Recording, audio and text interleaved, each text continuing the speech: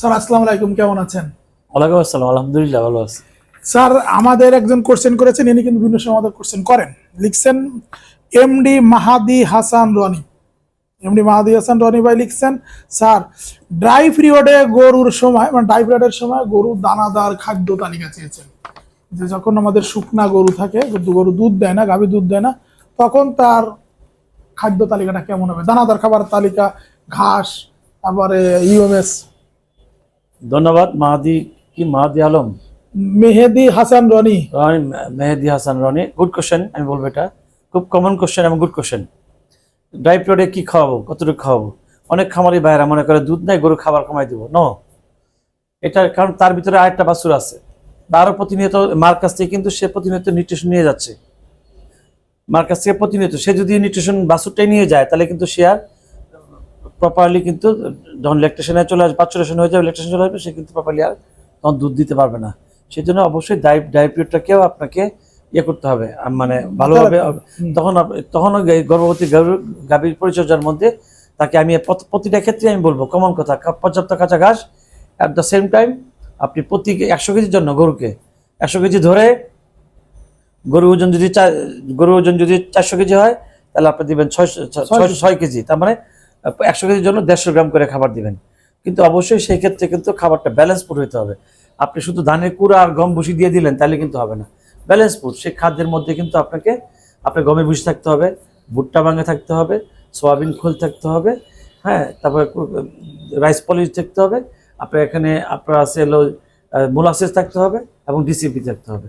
এটা একটা একটা একটা ব্যালেন্স ফুড তৈরি করা যায়। শুধুমাত্র আপনি গমের ভুসি, কুড়া আর অথবা ওর নামটা কি, অনেকে আমরা যেহেতু সয়াবিন ভাঙ্গা বলি, অনেকে সয়াবিন খোসা, সয়াবিন ভাঙ্গা আর সয়াবিন খোসা এক জিনিস না, ফার ডিফারেন্স, রাইট? এই জন্য ব্যালেন্স ফুড যদি খাওয়ান, আপনার প্রতি 100 কেজির জন্য 150 গ্রাম, তার মানে একটি গরু যে 400 কেজি ওজন হয়, তখন আপনাকে 6 কেজি খাবার দিবেন। সকালে 3 কেজি, বিকালে 3 কেজি খাবার দিতে পারেন। তাহলে তার সর্বোচ্চ ক্ষমতা দিয়ে সে তখন মানে তার ল্যাকটেশনটা আপনি পাবেন, দুধটা পাবেন, এতটুকু। ড্রাই পিরিয়ডে অনেক সময় দেখা যাচ্ছে যে একটা বাচ্চাও কারো পেটের ভিতর থাকে, তাই না? আপনি জানেন না, দুইটাও থাকে, দুইটাও থাকে। দেখবেন যে ভালো যে খাবার দেন, গরুটা সেভাবে উলানটা করেছে। অ্যাট দ্য সেম টাইম ডিসিপির সঙ্গে আপনি এনাদার আপনি যদি মনে করেন যে না আমি একটু জিঙ্ক দিব, যদি মনে করেন না আমি একটু ওই অনেক সময় WS water soluble vitamin, multivitamin পাওয়া যায়, জিসিপির সঙ্গে মাল্টিভিটামিন দিতে পারেন, তাতে ভালো রেজাল্ট আসে, ডেফিনেটলি ভালো রেজাল্ট আসে।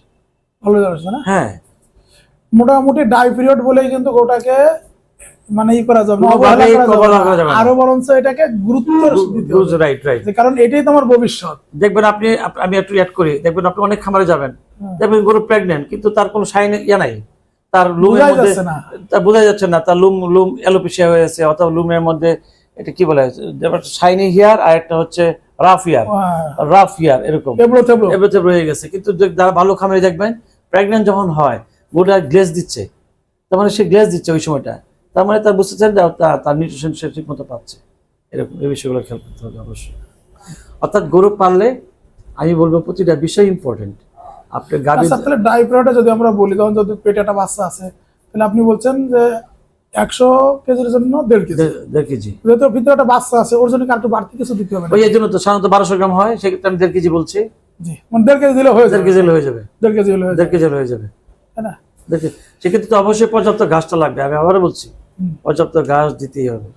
এই যে মেহেদি হাসান রনি ভাই, নিশ্চয়ই আপনার প্রশ্নের উত্তর পেয়েছেন। এরকম মেহেদি হাসান রনির মতো সবাইকে বলবো যে আপনারা কিন্তু আপনাদের নাম ঠিকানাটাও কিন্তু কমেন্টে লিখে দিবেন, তাহলে কিন্তু আমরা এখানে আপনাদের নাম ঠিকানা মানে বলতে পারবো। তা যারা আমাদের ভিডিওটা দেখছেন তাদেরকে বলবো, স্যারকে কিন্তু আপনাদের খামারে যে সমস্যাগুলো আছে, সমস্যাগুলো নিয়ে কিন্তু আপনারা কমেন্ট করুন, স্যার কিন্তু কমেন্ট উত্তর দিবেন। আর যারা নতুন ভিউয়ার্স হিসেবে দেখছেন তাদেরকে বলবো আমাদের চ্যানেলটাকে সাবস্ক্রাইব করে আমাদের পাশে থাকুন। সবাই ভালো থাকুন, আল্লাহ হাফেজ।